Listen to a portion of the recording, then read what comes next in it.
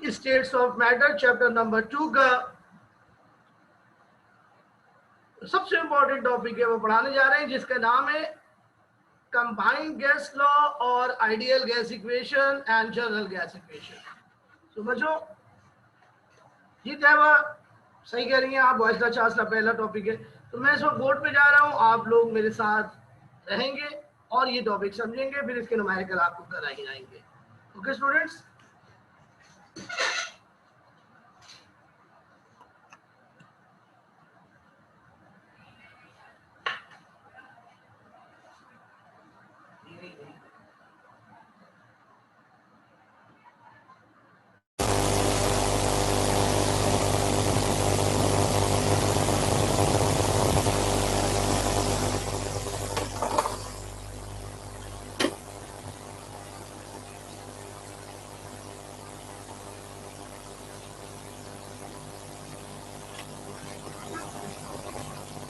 ये मैंने देख लिया, मैंने बता दिया।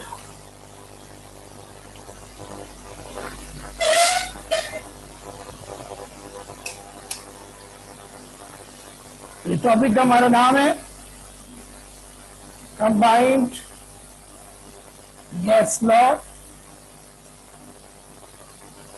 बच्चों इसका एक और नाम है इक्वेशन ऑफ स्टेट। क्या एक और नाम है बच्चों? Ideal gas equation. और इसका एक और नाम है बच्चों जनरल गैस इक्वेशन।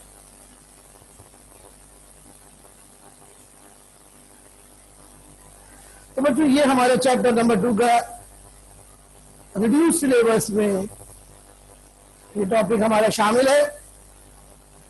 तो बच्चों इसकी डेफिनेशन जो है वो आप लिख लीजिए।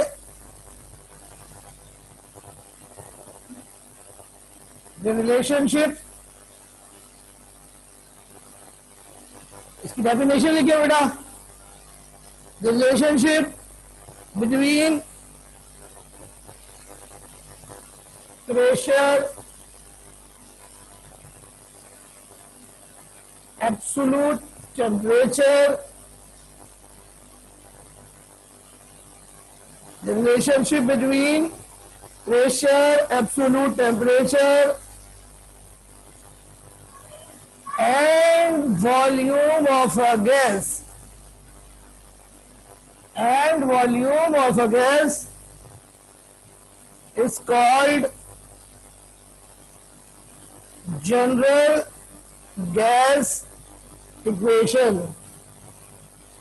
It's called general gas equation. Full stop. It is the combined form of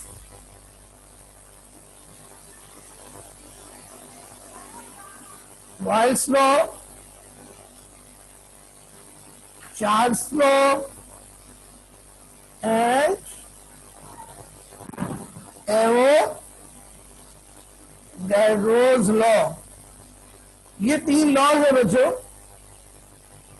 इन तीनों लॉज का मजमुआ आइडियल गैस इक्वेशन या जनरल गैस इक्वेशन कहलाते, in which neither temperature nor pressure is constant. This is the definition of combined gas law. तो बच्चों तीन variables जिनको कहते हैं प्रेशर, एब्सोल्यूट टेम्परेचर और वॉल्यूम, इन तीनों को बच्चों स्टेट वेरिएबल्स कहते हैं। इन तीनों वेरिएबल्स के ऊपर गैस की स्टेट डिपेंड करती है और इन तीनों वेरिएबल्स के दरमियान जो मैथमेटिकल रिलेशन है उसको जनरल गैस इक्वेशन कहते हैं। जनरल गैस इक्वेशन तीन लॉस को आपस में कंबाइन करने से हासिल होती है, बॉयल्स लॉ, चार्ल्स लॉ और एवोगैड्रोस लॉ। ये बच्चों गैस लॉस कहलाते हैं। इन तीनों गैस लॉस को जब हम आपस में कंबाइन करते हैं तो हमारे पास जो इक्वेशन आती है, जो लॉ आता है, उसको हम कंबाइंड गैस लॉ कहते हैं। तो बच्चों ये एक डेरिवेशन है जो हम आपको ड्राइव करने जा रहे हैं। तो आइए स्टार्ट करते हैं। ये आप कॉपी कर लें और साइड हेडिंग लगा लें, derivation of first form of equation of state. Derivation of first form of equation of state.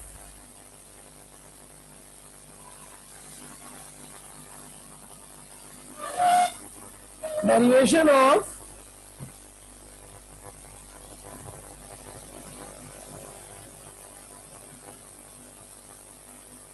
first form of equation of state।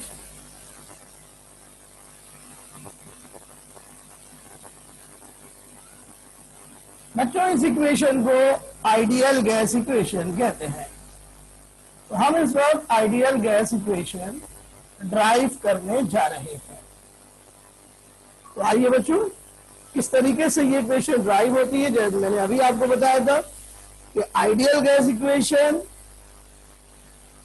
Gas laws को आपस में कंबाइन करने से ड्राइव होती है। बच्चों 3 गैस लॉज हैं जिनके नाम है बॉयस लॉ, चार्ल्स लॉ और एवोगैड्रोस लॉ। तो सबसे पहले मैं आपको बॉयस लॉ बताता हूं। बॉयस लॉ का क्या स्टेटमेंट है? अकॉर्डिंग टू बॉयस लॉ,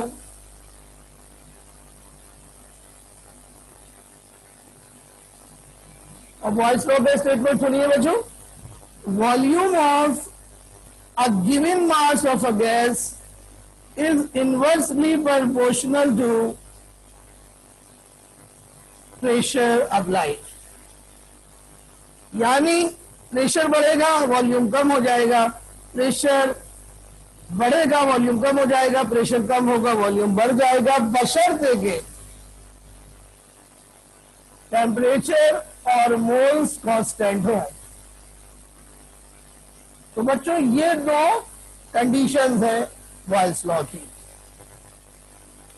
अब हम आपको बताते हैं Charles law. According to Charles law,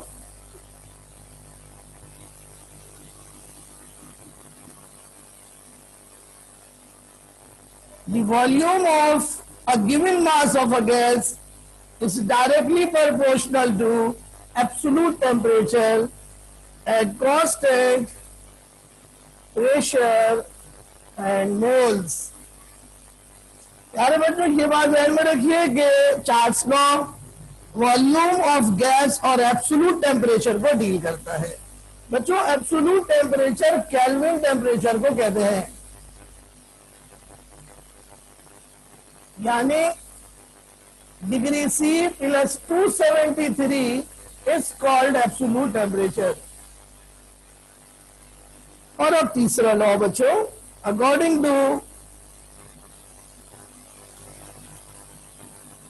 Avogadro's law,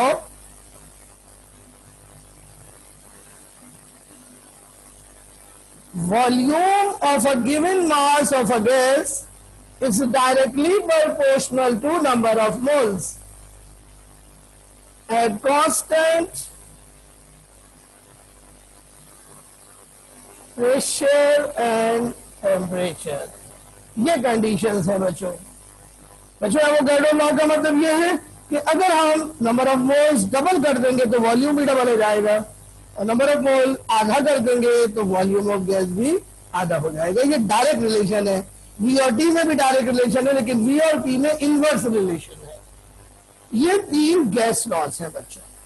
हमने इन तीनों गैस लॉस को आपस में अब कंबाइन करना है। ठीक है, तो आइए इन तीनों लॉस को आपस में कंबाइन करते हैं।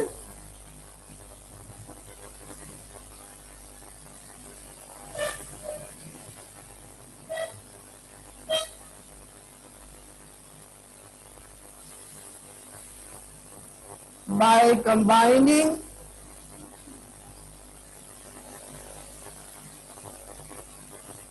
ABC gas laws बच्चों इन तीनों लॉस को मैं कहता हूं ABC gas laws. A for Avogadro, B for Boyle, C for Charles. और अब देखिए मैं इन तीनों को कंबाइन करता हूं। बच्चों देखिए इन तीनों रिलेशंस में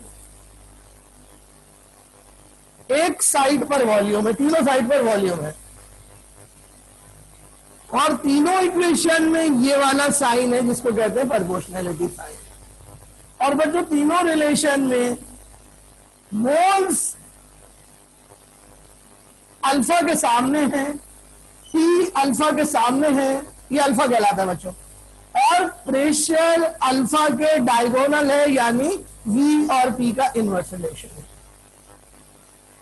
तो आपने देखा हमने इन तीनों लॉस को कंबाइन कर दिया, इस तरह कंबाइन किया कि तीनों लॉस का जो स्टेटमेंट था वो एज इट इज रहा। V is directly proportional to N, V is directly proportional to P, V is inversely proportional to 1 upon P। यहाँ ऊपर 1 है, नीचे P है। समझ में आ रहा है बच्चों? यस।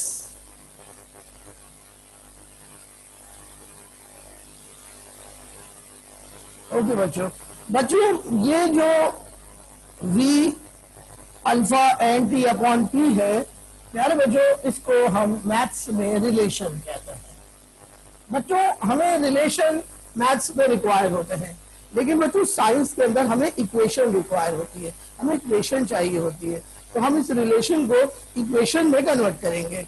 तो बच्चों ये वाला साइन, इस साइन को अभी मैंने बताया क्या कहते हैं, इस साइन को कहते हैं प्रोपोर्शनैलिटी साइन। इस साइन को हमने रिमूव करना है। तो ये साइन रिमूव करने के लिए,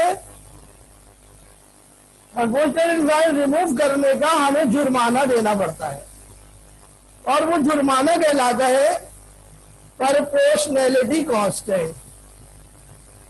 तो हम कांस्टेंट लगाएंगे और इक्वल टू इंट्रोड्यूस करेंगे और हमारा रिलेशन इक्वेशन में कन्वर्ट हो जाएगा। तो बच्चों ये निशान मैं हटाने जा रहा हूं और उसकी जगह प्रोपोर्शनैलिटी कांस्टेंट लगाने जा रहा हूं। और से देखिए जी, V प्रोपोर्शनैलिटी हटाया, इधर इक्वल टू लगा दिया, उसके सामने उसके सामने कांस्टेंट हमने लगाना है। कांस्टेंट हमने डालना है ना बेटा, ये प्रोपोर्शनैलिटी हटाने का जुर्माना कांस्टेंट।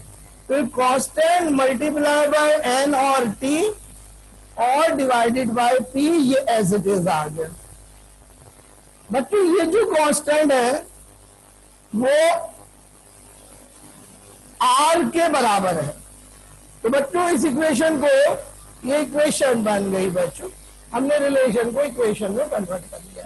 तो अब इस इक्वेशन को लीनियर इक्वेशन में कन्वर्ट करते हैं, पी को हम ऊपर ले जाएंगे। So PV is equal to constant, और कांस्टेंट यहां आर के बराबर है, आर मल्टीप्लाई एन टी। और बच्चों इसी इक्वेशन को अल्फाबेटिकली लिखते हैं, PV is equal to n पहले लिख देते हैं, आर और टी अल्फाबेटिकली बाद में आएंगे। So this is called equation of state. This is called equation of state. It is the first form of the equation of state. It is also called ideal gas equation. इसको हम ideal gas equation भी कहते हैं। Ideal gas equation यानी ये वो equation है जो आइडियल गैस पर अप्लाई करेंगे। बच्चों नॉर्मली आइडियल गैस दुनिया में कोई भी नहीं है। आइडियल गैस एक फर्जी गैस है।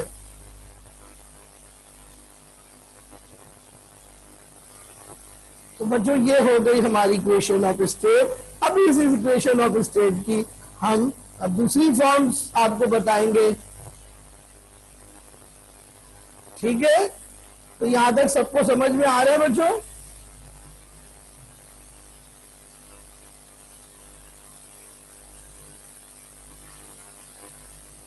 यहां तक कोई क्वेश्चन पूछना है?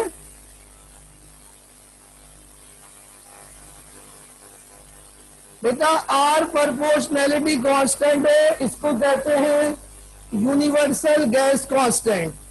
इसके बारे में हम अभी बात करेंगे, जब ये जगह हमारी खाली होगी तो हम आपको बताएंगे। मुहिउद्दीन इसको इक्वेशन ऑफ स्टेट इसलिए कहते हैं क्योंकि इसमें चारों स्टेट वेरिएबल्स मौजूद है। तो अगर हमें इन चारों स्टेट वेरिएबल्स की वैल्यू पता हो तो हम ये बता सकते हैं कि गैस किस कंडीशन में है। तैबा गैस कोई भी दुनिया में आइडियल नहीं होती। आइडियल गैस वो होती है जो हर टेम्परेचर और प्रेशर पर एबीसी गैस लॉज ओबे करे। दुनिया में कोई गैस ऐसी नहीं। हाँ, दुनिया में जो भी गैस है वो नॉन आइडियल गैस है और उसको रियल गैस कहते हैं। रियल गैसेस आइडियल गैस की तरह बिहेव करती हैं लो प्रेशर पर और हाई टेम्परेचर पर। आए जी, अब मैं आपको इसकी सेकंड फॉर्म लिखाता हूं, तो आप हेडिंग लगाएं derivation of second form of equation of state. Derivation of second form of equation of state. और बच्चों इसका दूसरा नाम है general gas equation. General gas equation. तो बच्चों for 1 mole of a gas, for 1 mole of a gas, बच्चों gas का अगर हम 1 मोल लें तो नंबर ऑफ मोल यानी n की वैल्यू 1 हो जाती है। तो बच्चों हमारी इक्वेशन थी Pv is equal to nRT। जब हम n की वैल्यू 1 डालेंगे तो इक्वेशन हो जाएगी Pv is equal to RT। T को बच्चों नीचे ले जाएंगे तो इक्वेशन बनी PV upon T is equal to R, यानी प्रेशर वॉल्यूम और एब्सोल्यूट टेम्परेचर की रेशो कांस्टेंट हो गई। आर कांस्टेंट है, इसका नाम है यूनिवर्सल गैस कांस्टेंट। अब बच्चों हम इनिशियल और फाइनल स्टेट के लिए इक्वेशन को लिखेंगे।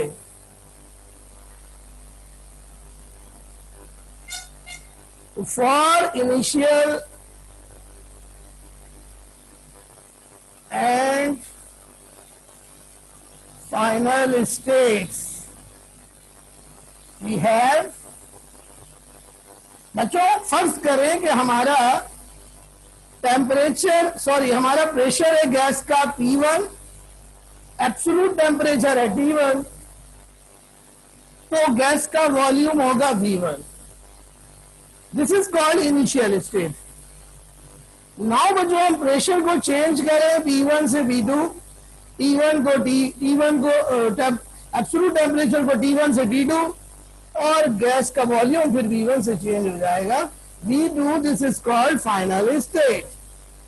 बट इनिशियल स्टेट हो या फाइनल स्टेट हो, पीवी अपॉन टी की रेशो तो कांस्टेंट होगी, यानी P1 V1 upon T1 is equal to R।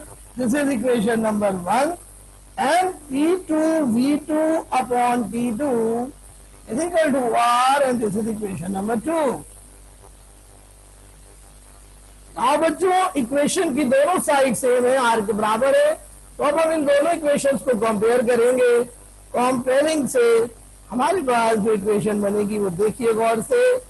P1 V1 upon T1 is equal to P2 V2 upon T2 is equal to R, and this is called general gas equation।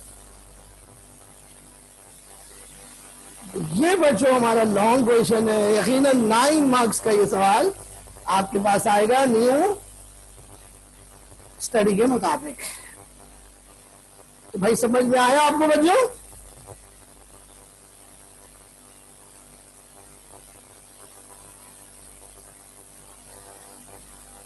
ये हमारे बच्चों course में है, लेकिन इसके अलावा बच्चों कुछ और इक्वेशन भी हमें आपको करानी है जो कोर्स में नहीं है, उनको भी आप देख लीजिए।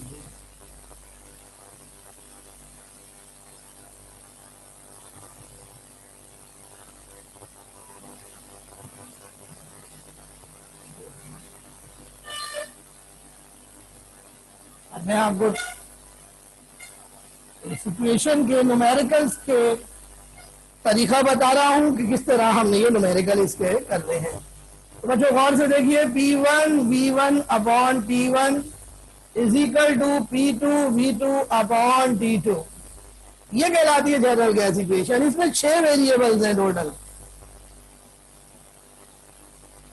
2 प्रेशर है, 2 एब्सोल्यूट टेम्परेचर है, 2 वॉल्यूम है। ये इक्वेशन या कोई भी इक्वेशन अप्लाई करने के लिए कुछ रूल होते हैं। रूल ये होते हैं कि जो यूनिट्स होते हैं वो सेम होने चाहिए, यानी P1 P2 दोनों का यूनिट सेम होना चाहिए। T1 और T2 का यूनिट सेम होना चाहिए। प्यारे बच्चों, टेम्परेचर हमेशा आपको केल्विन में रखना है, तो जो भी वैल्यू आपको दी जाएगी डिग्री सी की, उसमें आप 273 ऐड कर लेंगे। इसी तरह V1 और V2 दोनों का यूनिट सेम होना चाहिए, कोई सा भी हो। तो अब आपको ये पता होना चाहिए कि प्रेशर के कौन कौन से यूनिट्स हैं।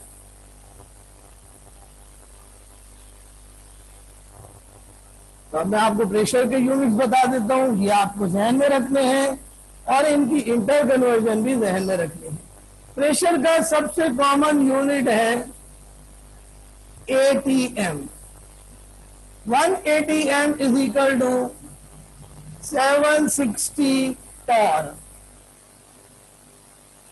और 760 मिलीमीटर Hg। ये प्रेशर के यूनिट्स है बच्चों, आप नोट डाउन करते रहिए अपने पास। Is equal to 76 centimetre Hg is equal to 29.9 inch Hg is equal to 14.7 psi।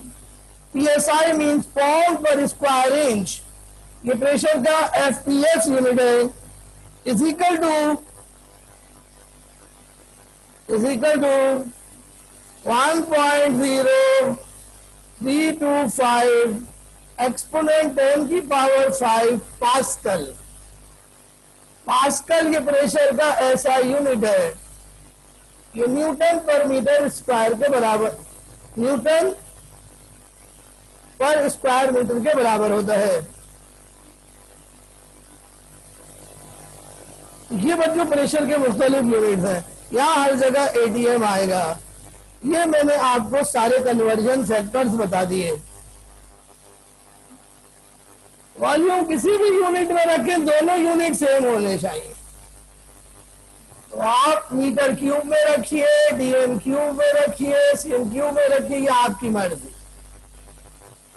ऐसे नॉर्मली जो यूनिट हमारे बुक में यूज हो रहा है वो DM क्यूब है, और DM cube is equal to litre and CM cube is equal to millilitre.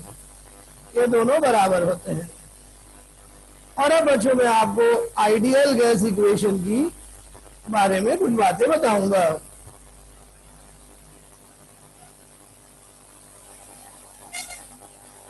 बच्चों PV is equal to nRT। इस इक्वेशन में 4 वेरिएबल्स हैं, सो 4 तरह के न्यूमेरिकल्स पॉसिबल होंगे। R कांस्टेंट है, बट R की वैल्यू निकालने को इम्तिहान में आती है, जो हम आपको कराएंगे। तो ये 4 वेरिएबल्स हैं। अब आपने यूनिट्स क्या रखने हैं यहां देखिए, L का यूनिट हमेशा मोल होगा, T का यूनिट हमेशा केल्विन होगा। असल में प्रॉब्लम कर रहे हैं ये प्रेशर और वॉल्यूम, इनके बहुत सारे यूनिट्स होते हैं। तो इस बात का फैसला कि कौन सा यूनिट रखना है वो R के यूनिट पे डिपेंड करेगा। R की बहुत सारी वैल्यूज है, आप ये वैल्यू याद कर लें। 0.0821।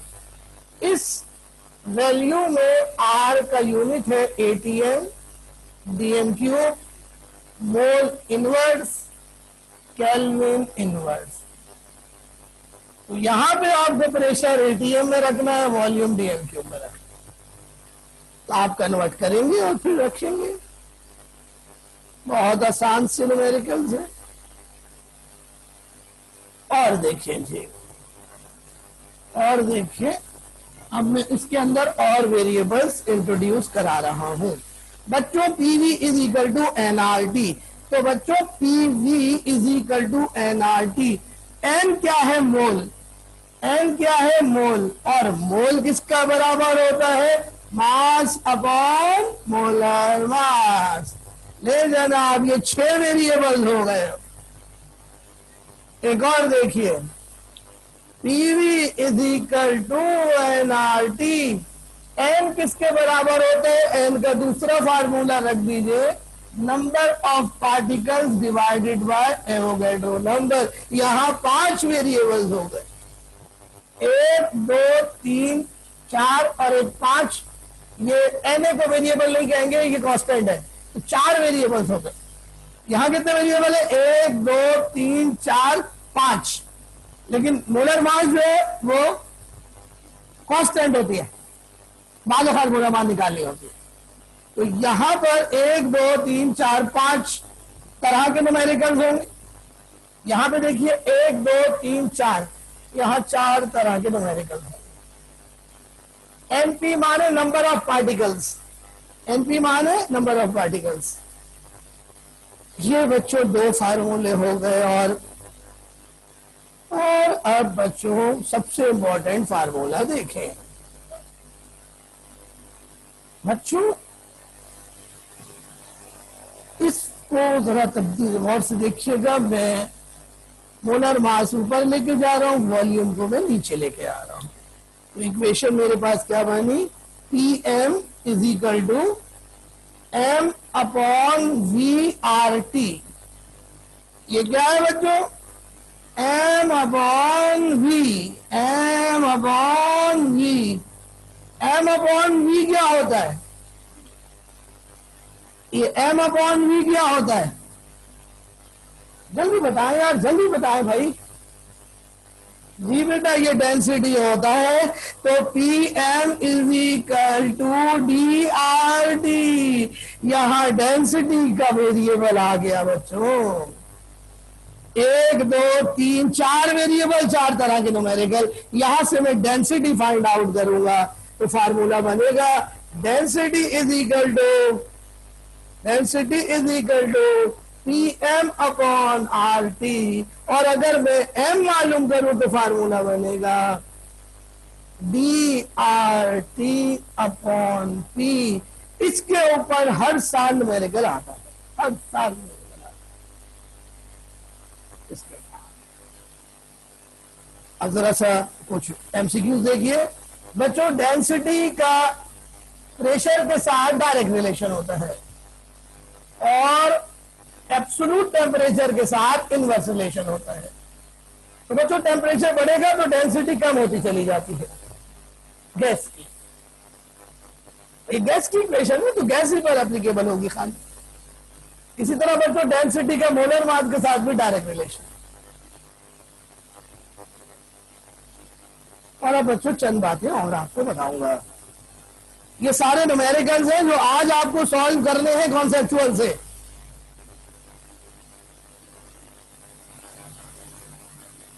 और अगर कोई प्रॉब्लम होगी तो आप फिर प्रीवियस लेक्चर देखेंगे जो कि अपलोड किए हुए हैं। कल हम लोग इंशाल्लाह केमिकल बॉन्डिंग शुरू करेंगे भाई, है। अब जरा गौर से देखो भाई, PV is equal to n R T. यह है जनाब आइडियल गैस इक्वेशन। तो पीवी इक्वल है एनआरटी के, यानी ये दोनों बराबर है। तो बच्चों अगर मैं इन दोनों की रेशो निकालूं, यानी पीवी अपॉन एनआरटी की रेशो निकालूं, तो उसकी वैल्यू कितनी आएगी? अरे आप जल्दी बताइए, पीवी अपॉन एनआरटी की रेशो कितनी आएगी यार, जल्दी बताओ।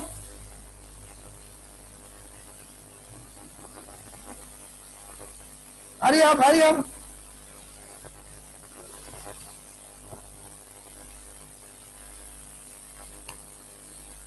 बस हसन जमाल ही को मालूम है, बाकी सब सो रहे लग रहे हैं।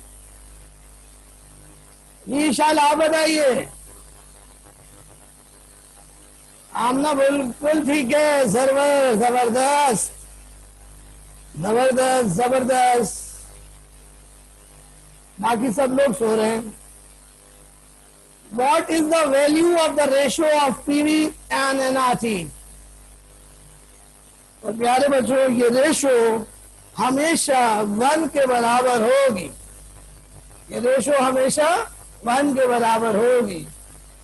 बट ये रेशो कभी 1 के बराबर नहीं होती, क्योंकि दुनिया में कोई भी गैस आइडियल नहीं है। प्यारे बच्चों, इस रेशो को कंप्रेसिबिलिटी फैक्टर कहते हैं, कंप्रेसिबिलिटी फैक्टर, और इसका सिंबल होता है स्मॉल z।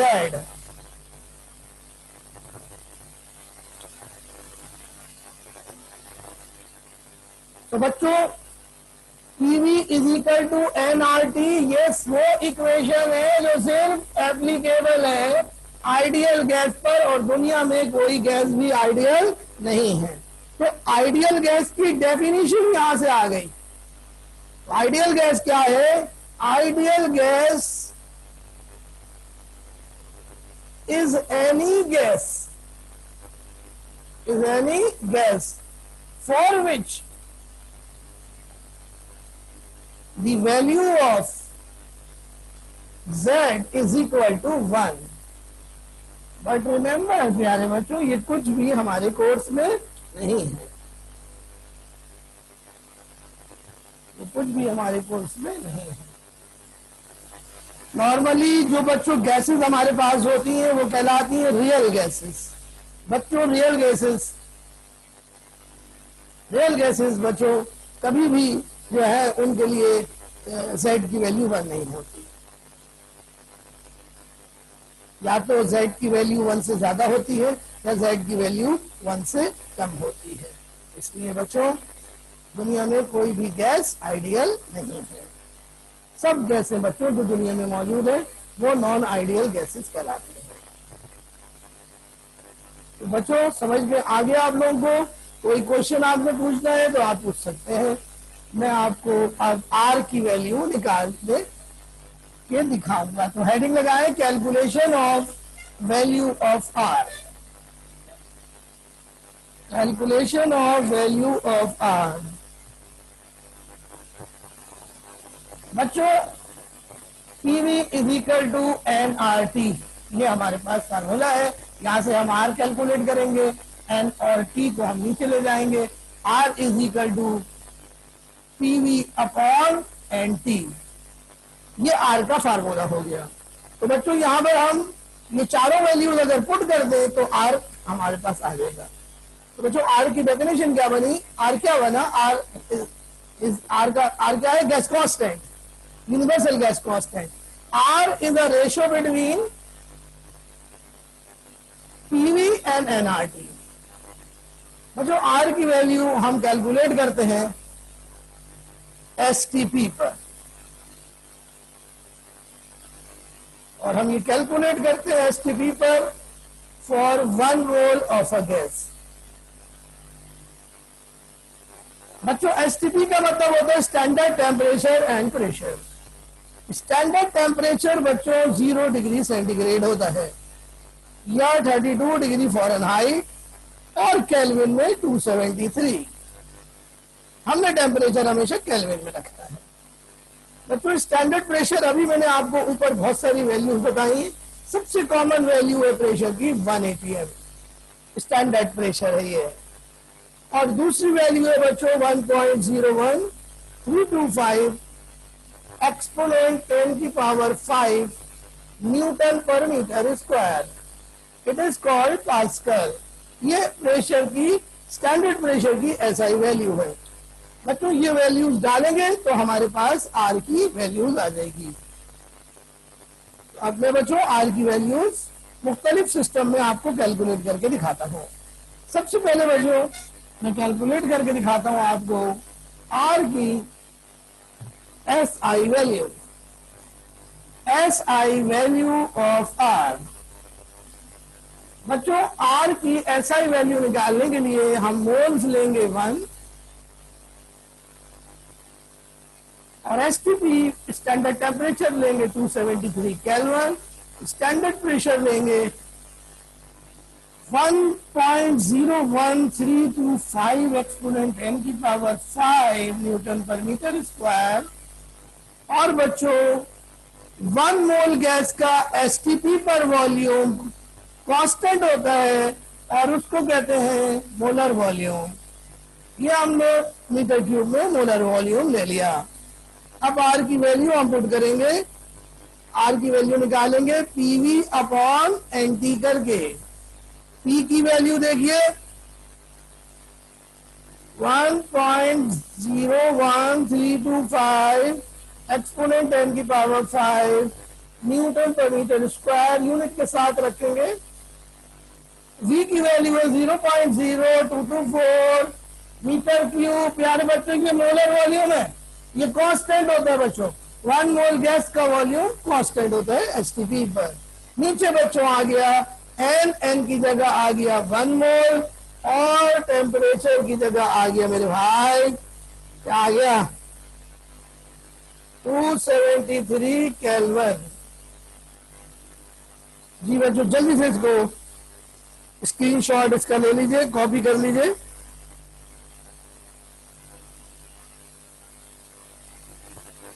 तो बच्चों ये सारी वैल्यूज जब हम कैलकुलेट करेंगे तो हमारे पास फाइनल आंसर आ रहा है 8.31। कैलकुलेशन करेंगे तो बच्चों मीटर स्क्वायर से क्यूब कैंसिल हो गया तो ऊपर बचा न्यूटन इंटू मीटर और नीचे बचा mole inverse kelvin inverse. This is the SI value of R. बच्चों न्यूटन इंटू मीटर जो है वो जूल के बराबर होता है। तो ये वैल्यू बच्चों जूल में आ गई। ये आर की बच्चों एस आई वैल्यू है। कल बच्चों हम आर की आपको नॉन एस आई वैल्यू कराएंगे या कल केमिकल बॉन्डिंग स्टार्ट करेंगे, ये आपको कल पता चलेगा। तो ये कल आपने न्यूमेरिकल सॉल्व करने हैं और मुझे ये आपने भेजने हैं। ओके, तो क्लास का टाइम खत्म हो गया। अल्लाह हाफिज।